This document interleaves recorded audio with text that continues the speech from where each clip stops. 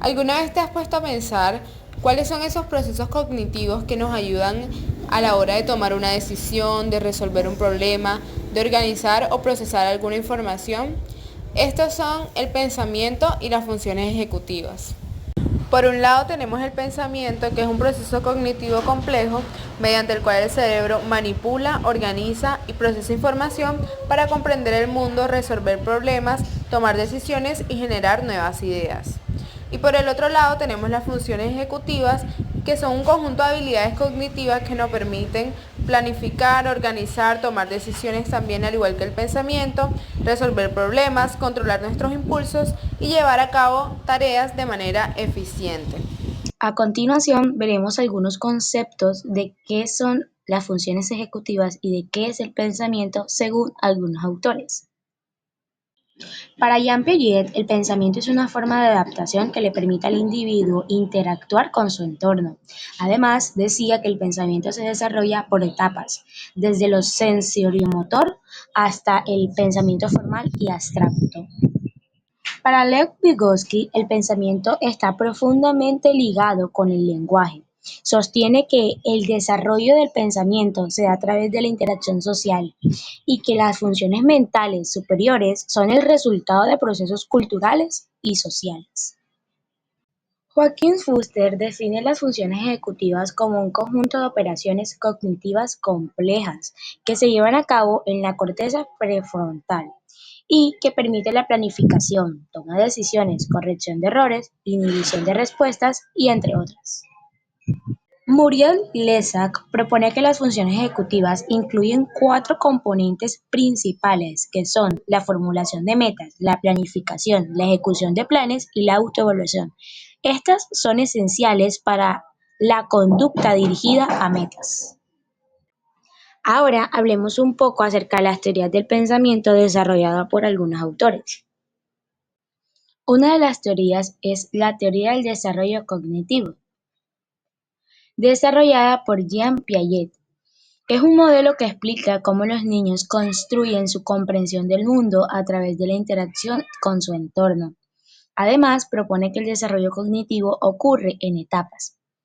Esas etapas son la etapa sensoromotora, que se da de 0 a 2 años, la etapa preoperacional, que se da de 2 a 7 años, la etapa de operaciones concretas, que se da de 7 a 11 años, y por último la etapa de operaciones formales, que se da de los 11 años en adelante. Ahora hablemos acerca de otra teoría, teoría del lenguaje y pensamiento. Esta teoría es desarrollada por Jerry Fodor.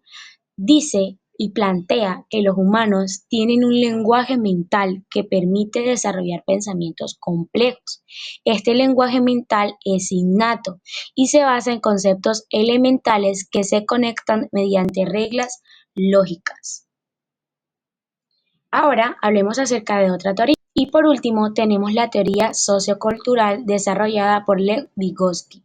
Lev Vygotsky sostiene que el pensamiento y el desarrollo cognitivo es el resultado de la interacción social con el entorno. Esta teoría considera que el aprendizaje es un proceso colaborativo y el lenguaje es fundamental para el desarrollo del pensamiento. Ahora hablemos un poco acerca de las teorías de las funciones ejecutivas desarrolladas por autores. Como primera teoría tenemos la teoría del procesamiento de la información desarrollada por Brunner. Es una teoría cognitiva que explica cómo las personas adquieren, almacenan y organizan la información.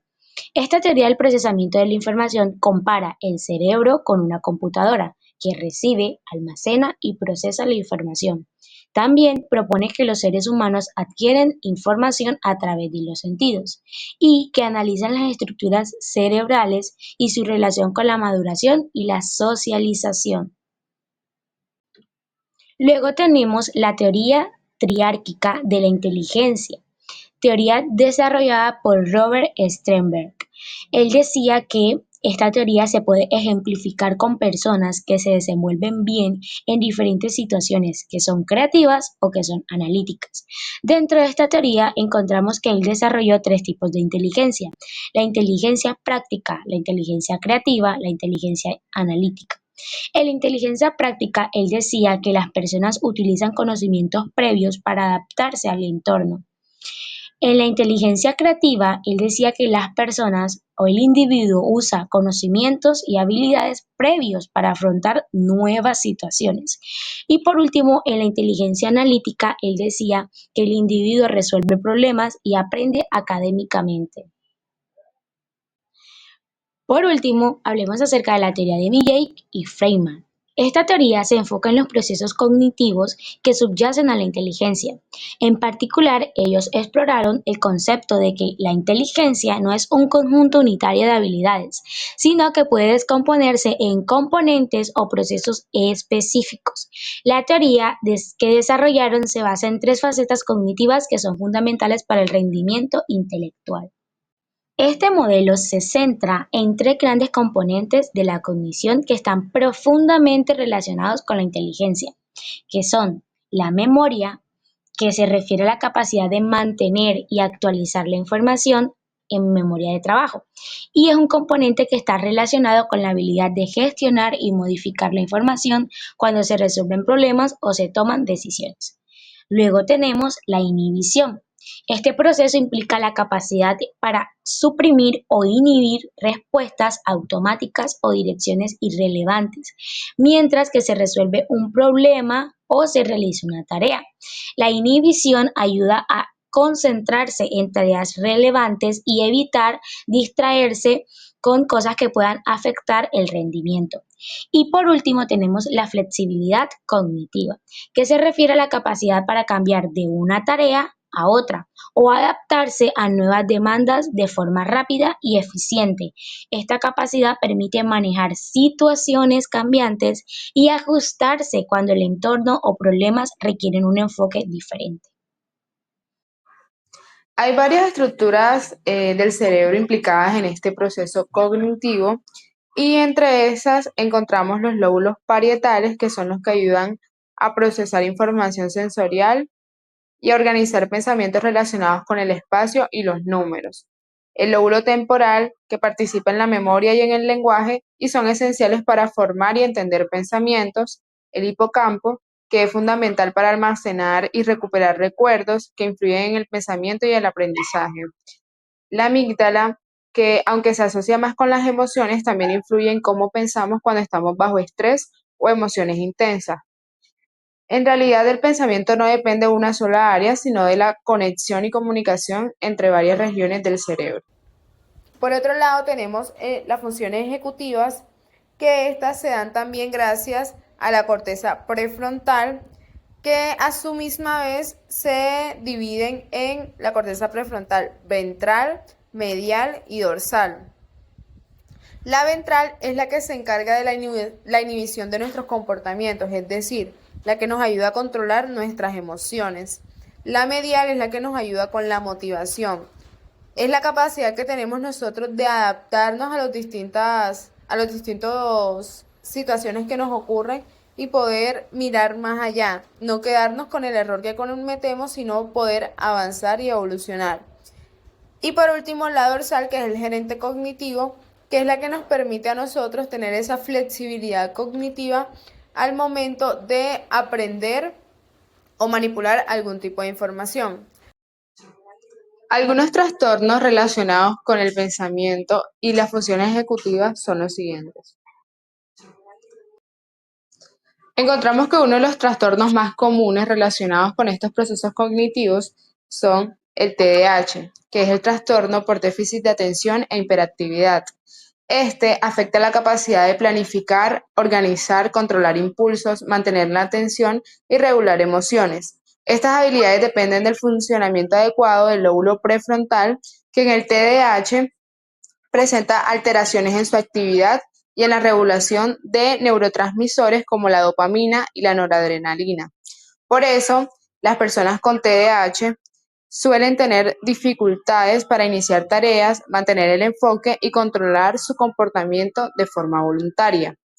También encontramos el TEA, que es el trastorno del espectro autista, y puede afectar el pensamiento y las funciones ejecutivas, que son las habilidades necesarias para planificar, organizar, controlar impulsos y adaptarse a cambios. Muchas personas con TEA presentan dificultades para flexibilizar su pensamiento, gestionar su tiempo, cambiar de tareas o resolver problemas de forma eficiente. Esto puede hacer que se aferren a sus rutinas estrictas y que enfrenten desafíos en la toma de decisiones y en la adaptación a situaciones nuevas. Otro de los trastornos es la demencia, que sabemos que la demencia afecta el pensamiento al dificultar la memoria, la concentración y la capacidad para tomar decisiones. Las personas pueden confundirse fácilmente, olvidar hechos recientes y tener problemas para comunicarse o resolver problemas cotidianos. Estos cambios empeoran con el tiempo, afectando cada vez más su vida diaria.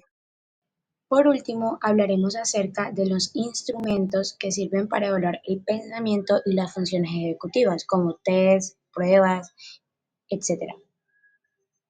Por último, hablaremos acerca de los instrumentos que sirven para evaluar el pensamiento y las funciones ejecutivas, como test, pruebas, etc. Por último, hablaremos acerca de los instrumentos que sirven para evaluar el pensamiento y las funciones ejecutivas, como test, pruebas, etc. Existen las pruebas neuropsicológicas encargadas de evaluar las funciones ejecutivas. Estas pruebas suelen incluir tareas diseñadas para medir diferentes aspectos de las funciones ejecutivas, como lo son la fluidez verbal, la flexibilidad cognitiva, la planeación y la resolución de problemas. Existen las pruebas neuropsicológicas encargadas de evaluar las funciones ejecutivas. Estas pruebas suelen incluir tareas. Una de estas pruebas neuropsicológicas es la prueba de la Torre de Londres. Esta prueba tiene como objetivo evaluar las funciones ejecutivas, especialmente la planificación y la resolución de problemas. En esta prueba, el individuo debe mover los discos de diferentes tamaños entre postes para lograr una configuración final específica respetando ciertas reglas. En esta prueba, las funciones evaluadas son la planificación, la organización, la resolución de problemas y el control inhibitorio. Encontramos también el test de Stroop. Es una prueba que evalúa la atención, la flexibilidad cognitiva y la capacidad de inhibir respuestas. Se utiliza para diagnosticar trastornos neuropsicológicos y psiquiátricos. El objetivo de este test es evaluar la capacidad de inhibir la interferencia cognitiva y en este se mide la atención selectiva, la flexibilidad cognitiva, la inhibición cognitiva, la velocidad del pensamiento. Se aplica de manera que se leen palabras o se nombran los colores de las figuras geométricas. Y en esta se observa el tiempo en que tarda la persona o el individuo en responder y si se equivoca. Tenemos también el test de la atención sostenida. El objetivo es evaluar la capacidad de mantener la atención durante un periodo prolongado. Se presenta al participante una serie de estímulos y debe responder solo a los estímulos específicos, ignorando los distractores. Además, las funciones evaluadas aquí son la atención sostenida, el control de impulsos y la función ejecutiva. Tenemos también el test de la atención sostenida. El objetivo es evaluar la capacidad de mantener la atención durante un